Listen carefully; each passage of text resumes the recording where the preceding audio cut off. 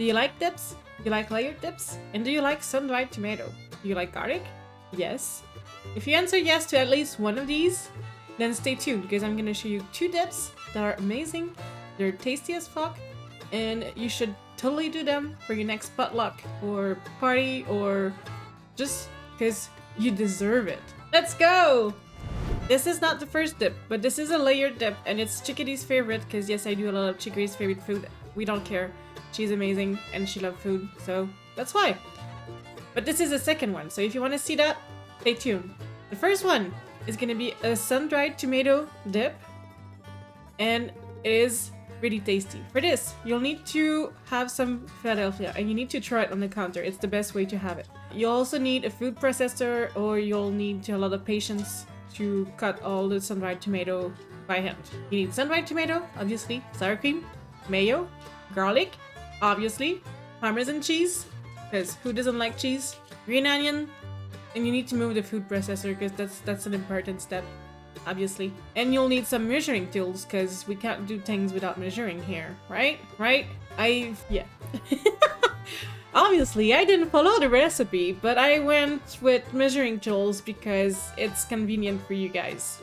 But I didn't follow the instruction properly, but it turned out amazing. So the first thing you want to do is have a cup of sun-dried tomatoes because they were asking for a lot less, and you don't want less of those sun-dried tomatoes. Those are delicious. It's like top 3 deliciousness food. And you want to start with those because the oil from the sun-dried tomato will coat the cup, and you'll use the same measuring cup for the other ingredient, which will make them all slide through easily. You'll see that in the next step. You want to put the garlic, you want to put a whole cream cheese that you should have let it be room temp, but I'm an impatient person and I didn't, and it turned out fine. But I'm sure it would be less struggle if you use it while it's room temp. It probably will not need that much food processor thing. Anyway, next thing is sour cream. You'll need half a cup of sour cream. And you will see that sour cream will just slide right through because the half a cup is already oily and it will not stick. So you will have your full half a cup instead of having half a cup because everything's stuck in it. Then you want to have half a cup of mayo, and same thing, look, there's almost barely any mayo left and thing. And probably half a cup of Parmesan cheese, but I went with my heart, and my heart tells me to not measure cheese. It probably tells me to measure cheese, but yeah. You want to put some of the green onion, maybe half, because you want to keep some for topping. You want to put that into the food processor, and look at this beauty. It's like pinkish. It's cute, and you want to mix it thoroughly. Make sure everything is well incorporated, and that there's no cream cheese chunk. You want to add some garlic sauce, because it was not garlicky enough to my taste. So it's a kind of garlic mayo, but it's more garlic sauce. So if you have that garlic sauce or a garlic sauce, just add a squirt of it, like a tablespoon. Salt, pepper, as usual. And the salt really made a difference. So I really, really recommend adding salt. I know some people don't, but do it, please. Chives, as usual. The green onion. Want to mix everything well. And you want to let it rest for at least an hour before you eat it. It's gonna taste odd because the flavor will not have incorporated in everything. Let it rest for an hour. Then you can serve it. You can do it like the day before and put it in the fridge and bring it to your friends the next day, and it's gonna be perfect. There's no rush serving this dip, so do it ahead while you relax. Next dip, it's the layered dip. For the layered dip, you will need a lot of ingredient because obviously it's layered, so it needs different ingredients, right? So you need 1 can of refried bean, 1 650 millimeter of salsa. You'll need 2 pack of cream cheese of 250 millimeter, 2 block, 500 millimeter of sour cream. Here I have 5 avocado, but they are small and I didn't have enough. So I would say if they are small, use maybe 6 or 7. I had barely not enough. And if they are a little bit more regular avocado size or big, then use 3 to 5. You also need some shredded cheese, that is not shredded yet. Ideally, you'll want to have Monterey Jack, but I didn't have any and didn't want to buy more because I already had plenty of cheese at home. So sharp cheddar is fine as well. And some green onion for topping. The first thing you'll need to do is to chop the green onion because it's one of the only thing you need to chop. And then do the guacamole. You'll need to cut the avocado in half or quarters. Don't use the knife method to remove the pit. It's dangerous.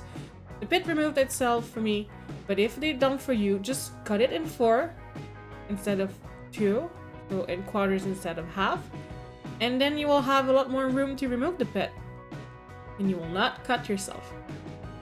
Once you have cut the avocados, you want to scoop them all into a bowl, add the juice of 2 limes, add a few drops of Tabasco or whatever spicy sauce you like in your guacamole. Add some salt and pepper. That is important. Salt and pepper is important in the spicy sauce as well.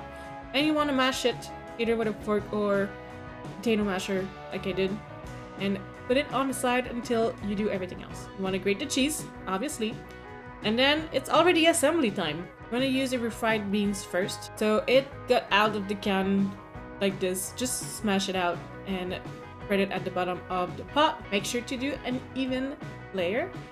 Or you could just mix salt and pepper and spicy sauce before and then spread it properly, and not do like me, which I had to spread it, add the thing, mix it, and then spread it again. Whatever, just do its best.